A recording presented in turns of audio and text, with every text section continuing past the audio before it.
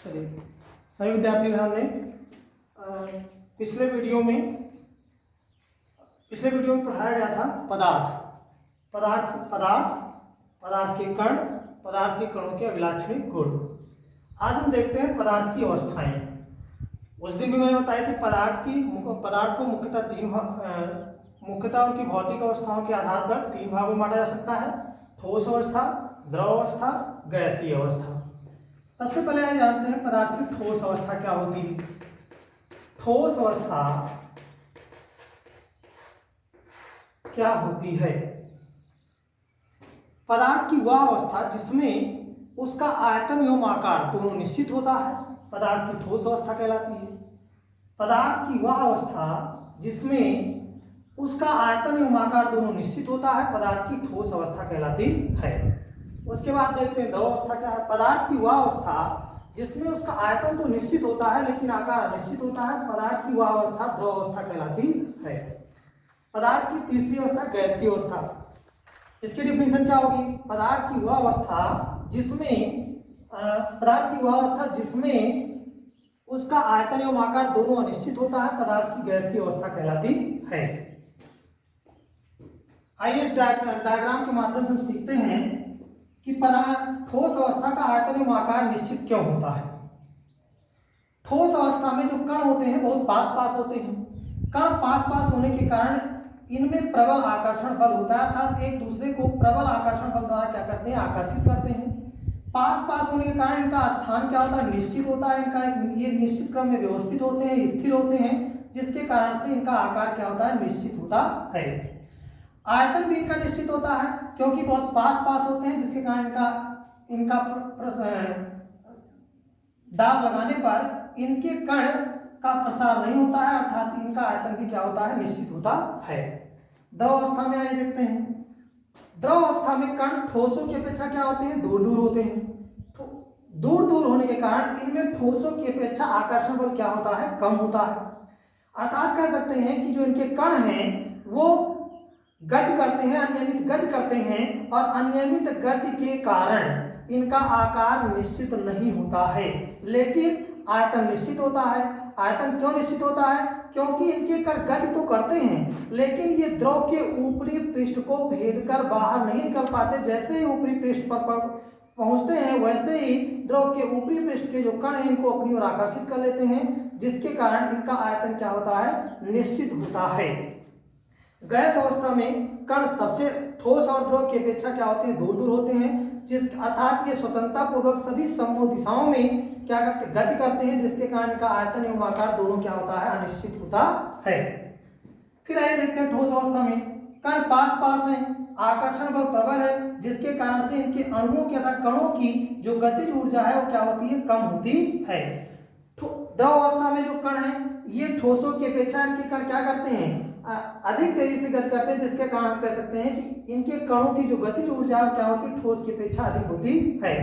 Gas अवस्था में जो कण है ये सबसे अधिक दूर होते हैं, अर्थात स्वतंत्रतापूर्वक सभी संभव दिशाओं में गति करते हैं। यही कारण है कि गैस के अणुओं की अर्थात कणों की गतिज ऊर्जा क्या होती है? सबसे अधिक होती है।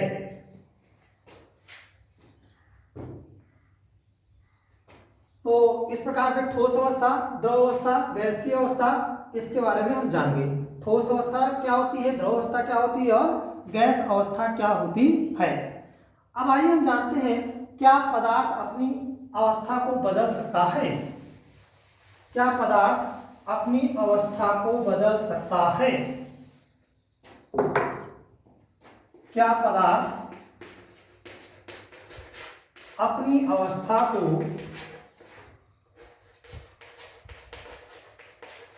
बदल सकता है?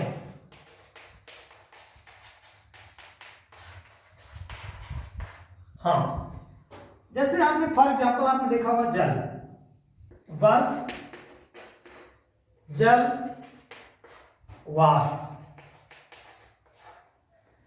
बर्फ को ऊष्मा देते हैं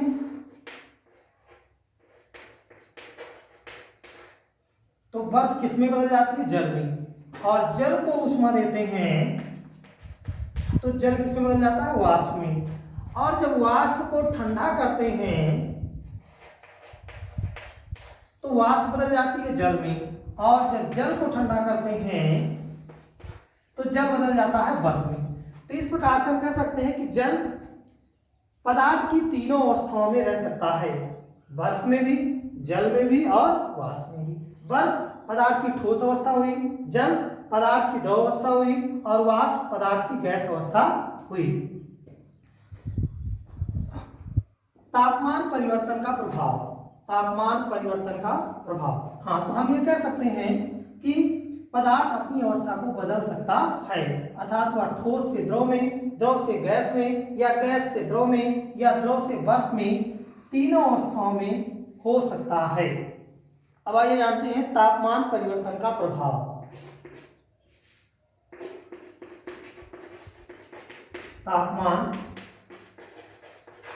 परिवर्तन का प्रभाव। अब इस सबसे पहले हम बात करते हैं गलनांक की।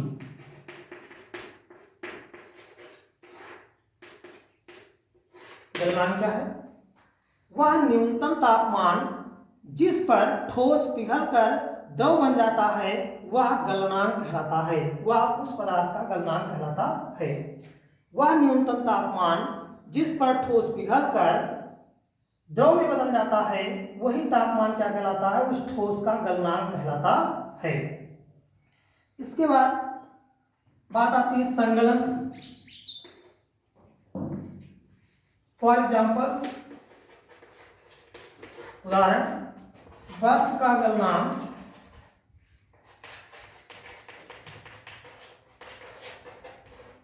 0 डिग्री सेल्सियस होता है। इसके बाद बात करते हैं संगलन की। संगलन एक प्रक्रिया है, वह प्रक्रम जिसमें कोई भी ठोस पिघलकर द्रव बन जाता है वह प्रक्रिया क्या कहलाती है? संगलन कहलाती है। वह प्रक्रम जिसमें कोई भी ठोस पिघल करके द्रव में बदल जाता है वह प्रक्रिया क्या कहलाती है? संगलन कहलाती है। या सिंपल सी परिभाषा कह सकते हैं, गलने की प्रक्रिया अर्थात ठोस से द्रव अवस्था में परिवर्तन को संगलन भी कहते हैं। अर्थात ठोस अवस्था से द्रव अवस्था में परिवर्तन को संगलन भी कहते हैं। परिभाषा अगर याद हो जाए उसके बाद फिर हम बात करते हैं संगलन की गुप्त ऊष्मा। संगलन की गुप्त ऊष्मा क्या होती है? संगलन की गुप्त ऊष्मा, संगलन की गुप्त ऊष्मा, संगलन की गुप्त ऊष्मा। सबसे पहले संगलन आप जान गए हो क्या होता है? किसी भी ठोस का द्रव में पिघलना, क्या द्रव में बदल जाना क्या कहलाता है? संगलन कहलाता है। वह प्रक्रिया जिसमें कोई भी ठोस पिघल करके द्रव में बदल जाता है वह प्रक्रिया संगलन कहलाती है। तो संगलन की गुप्त ऊष्मा, गुप्त का मतलब छुपी हुई ऊष्मा। जैसे मान लीजिए किसी भी ठोस को जब हम गर्म करते हैं तो पहले उसका ताप बढ़ता है, अर्थात वह ठोस ऊष्मा को क्या करता है? अवशोषित करता है। लेकिन जब वो अपने उसको एक न्यूनतम तापमान तक पहुंच जाता है, अर्थात जिसको हम गलनांक कहते हैं, तो उसके बाद जो ऊष्मा हम देते हैं वो ऊष्मा कहाँ खर्च होती है? उस ठोस को द्रव में बदलने के लिए खर्च होती है। अर्थात उस न्यूनतम तापमान से अधिक उसका ताप हम नहीं बढ़ा सकते। अब जो भी ऊष्मा देंगे वो ऊष्मा उसको गलाने में खर्च होती है। तो हम परिभाषा देते हैं संगलन की गुप्त ऊष्मा क्या है? वायुमंडलीय दाब पर 1 किलोग्राम ठोस को, वायुमंडलीय दाब पर, वायुमंडलीय दाब पर 1 किलोग्राम ठोस को, 1 किलोग्राम ठोस को उसके गलनांक पर, उसके गलनांक पर, 1 किलोग्राम ठोस को उसके गलनांक पर द्रव में बदलने के लिए जितनी ऊष्मीय ऊर्जा की आवश्यकता होती है उसे संगलन की गुप्त ऊष्मा या प्रसुप्त ऊष्मा कहते हैं। फिर से एक बार रिपीट कर ले रहे हैं। वायुमंडलीय दाब पर 1 किलोग्राम ठोस को उसके गलनांक पर द्रव में बदलने के लिए जितनी ऊष्मीय ऊर्जा की आवश्यकता होती है उसे संगलन की गुप्त ऊष्मा या प्रसुप्त ऊष्मा कहते हैं। तो सही बच्चे जान गए होंगे। अब इसके बाद हम बात करते हैं क्वथनांक की। क्वथनांक, क्वथनांक क्या होता है? सबसे पहले हम ये देखते हैं क्वथनांक क्या होता है। वायुमंडलीय दाब पर वह तापमान जिस पर द्रव उबलने लगता है उसे उसका क्वथनांक कहते हैं। वायुमंडलीय दाब पर वह न्यूनतम तापमान जिस पर द्रव उबलने लगता है वह उस द्रव का क्वथनांक कहलाता है। फॉर एग्जाम्पल्स, जैसे जल, जल H2O का क्वथनांक कितना होता है? का क्वथनांक 100 डिग्री सेल्सियस होता है।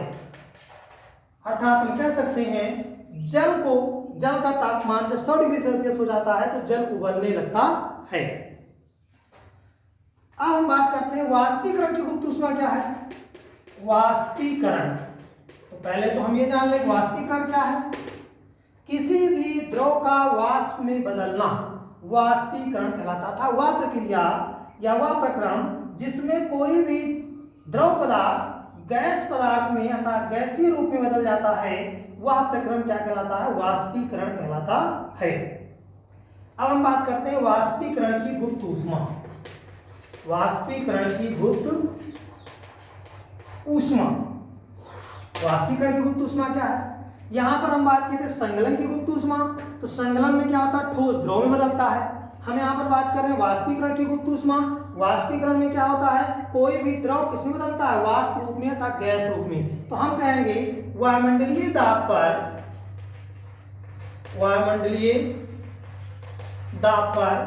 1 किलोग्राम द्रव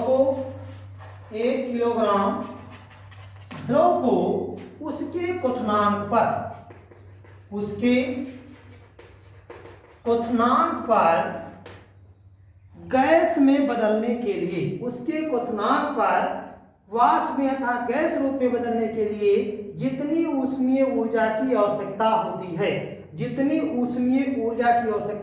है वही क्या कहलाती है? वाष्पीकरण की गुप्त ऊष्मा कहलाती है। एक बार फिर से रिपीट कर दे रहे हैं। वायुमंडलीय दाब पर 1 किलोग्राम द्रव का उसके क्वथनांक पर जलवाष्प या गैसीय रूप में बदलने के लिए जितनी ऊष्मीय ऊर्जा की आवश्यकता होती है वही द्रव की वाष्पीकरण की गुप्त ऊष्मा कहलाती है। अब हम बात करते हैं हिमांक।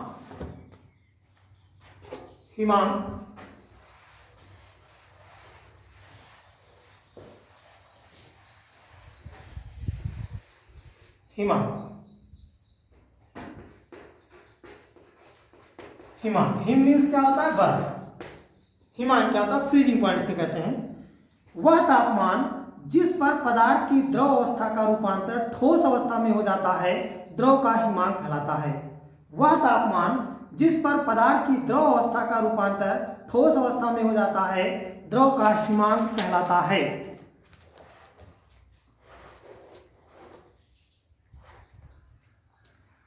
पदार्थ की तीनों अवस्थाओं का रूपांतर निम्न प्रकार प्रदर्शित कर सकते हैं। इसके बाद हम बात करते हैं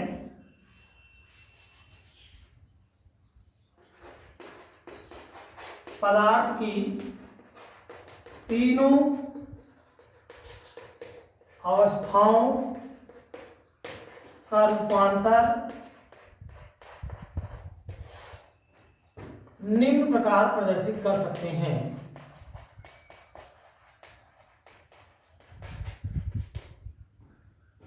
पदार्थ की तीनों अवस्थाओं के रूपांतर को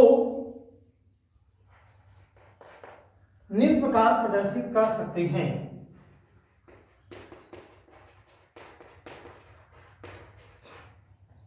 आइए इसका डायग्राम बनाते हैं। ठोस, द्रव, गैस।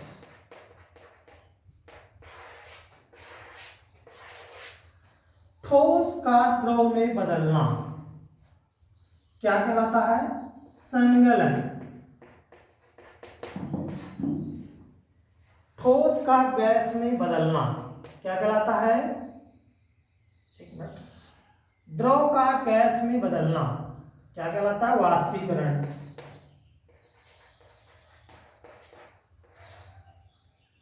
गैस का द्रव में बदलना क्या कहलाता है? संघनन। द्रव का ठोस में बदलना क्या कहलाता है? हिमीकरण या जमना। हिमीकरण या हम जमना कह सकते हैं। ठोस का गैस में बदलना क्या कहलाता है?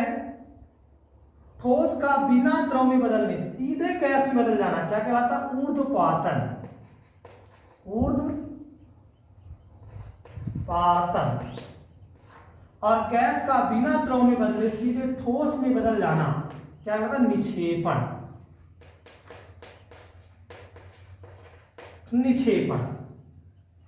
तो इस डायग्राम के माध्यम से हम जान सकते हैं कि संगलन क्या है, हिमीकरण क्या है, संघनन क्या है, वाष्पीकरण क्या है, उत्पादन क्या है, निक्षेपण क्या है। आइए एक बार समझा देते हैं। किसी ठोस का द्रव में बदलना क्या कहलाता है? संगलन। किसी द्रव का गैस में बदलना क्या कहलाता है? वाष्पीकरण। किसी गैस का द्रव में बदलना क्या कहलाता है? संघनन। और किसी द्रव का ठोस में बदलना क्या कहलाता है? हिमीकरण या जमना। किसी ठोस का बिना द्रव में बदले सीधे गैस अवस्था में बदल जाना क्या कहलाता है? ऊर्ध्वपातन। और किसी गैस का बिना द्रव अवस्था में बदले सीधे ठोस में बदल जाना क्या कहलाता है? निक्षेपण। ऊर्ध्वपातन का एग्जाम्पल, जैसे आप कपूर देखते हो, कपूर को जैसे गर्म करते हो सीधे बिना द्रव में बदले किसमें बदल जाता है? गैस अवस्था में। या आप के मतलब ले सकते हो, पोटेशियम परमैंगनेट, वह भी गर्म करने पर सीधे किसमें बदल जाता है? ठोस अवस्था से गैस अवस्था में।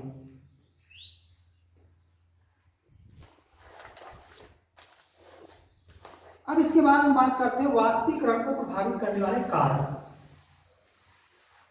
वाष्पीकरण को प्रभावित करने वाले कारक।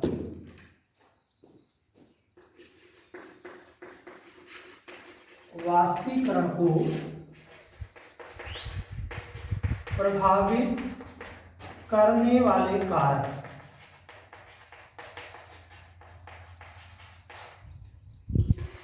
वाष्पीकरण को प्रभावित करने वाले कारक। सबसे पहले बात करते हैं द्रव की सतह का क्षेत्रफल बढ़ने पर, द्रव की सतह का क्षेत्रफल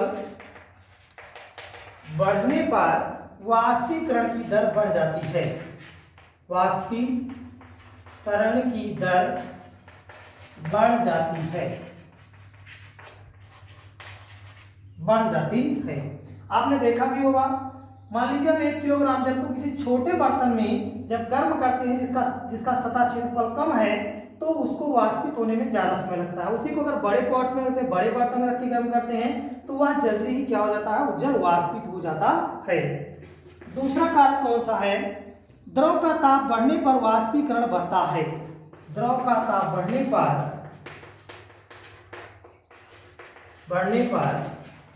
वाष्पीकरण बढ़ता है। वाष्पीकरण बढ़ता है। ताप बढ़ाते जाओगे, वाष्पीकरण की दर क्या होती? बढ़ती जाएगी। नंबर 3, वायु की चाल अधिक होने पर, वायु की चाल अधिक होने पर वाष्पीकरण की दर बढ़ जाती है। वाष्पीकरण की दर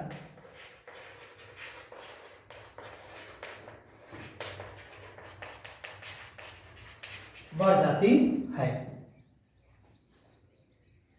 वाष्पीकरण को प्रभावित करने वाले कारक तीनों आप जान गए। द्रव की सतह का क्षेत्रफल बढ़ने पर वाष्पीकरण की दर बढ़ जाती है। द्रव का ताप बढ़ने पर वाष्पीकरण बढ़ता है अथवा वाष्पीकरण की दर बढ़ जाती है। वायु की चाल अधिक होने पर वाष्पीकरण की दर बढ़ जाती है। 3 कारक हैं वाष्पीकरण को प्रभावित करने वाले कारक। तो आज लेसन फर्स्ट समाप्त हो रहा है और लेसन 2 का नेक्स्ट वीडियो अगले दिन भेजा जाएगा।